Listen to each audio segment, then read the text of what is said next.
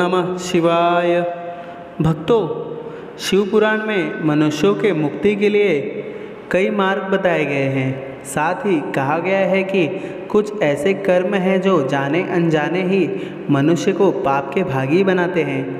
इसलिए मनुष्य को अपने कर्मों का ध्यान रखना चाहिए। कुछ तो ऐसे कर्म हैं जिससे शिवजी बड़े नाराज़ होते हैं और ऐसे कर्म करने वाले को पाप से मुक्ति नहीं मिलती है और पाप कर्मों के भागी होने के कारण इन्हें नरक में जाना पड़ता है। तो भक्तों, आइए जानते हैं ऐसे कौन से पाप हैं जो करने से आपको नरक में जाना पड़ेगा।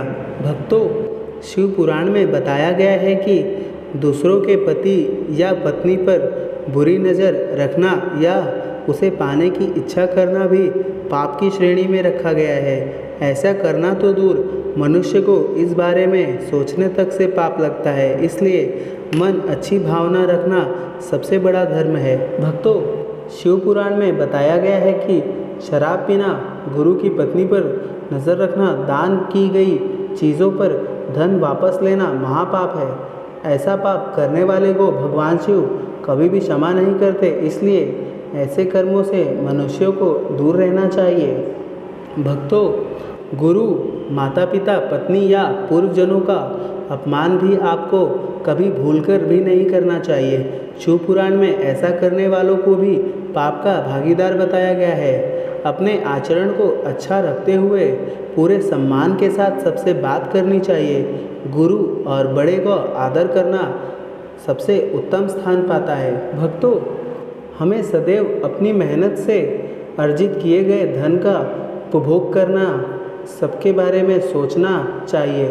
दूसरों का धन अपना बताने की चाह रखना भी भगवान शिव की नज़र में अधम अपराध है, पाप है। दूसरे के धन पर अधिकार करना और उसे पाने की चाहत रखना भी मनुष्य को नरक में ले जाता है। भक्तों, किसी भोले भाले और निरपराध इंसान को कष्ट देना, उसे नुकसान पहुंचाना या धन संपत्ति लूटना, उसके लिए बाधाएं पैदा करना या उसके गलत विचार करने की योजना बनाना शिव जी की नज़रों में महापाप है। भक्तों, गलत तरीके से दूसरे की संपत्ति हड़पना, ब्राह्मण के घर या मंदिर की चीज़ें चुराना या गलत तरीके से हथियाना भी पाप माना जाता है। ऐसा करना तो दूर, मन में विचार भी लाना पाप है।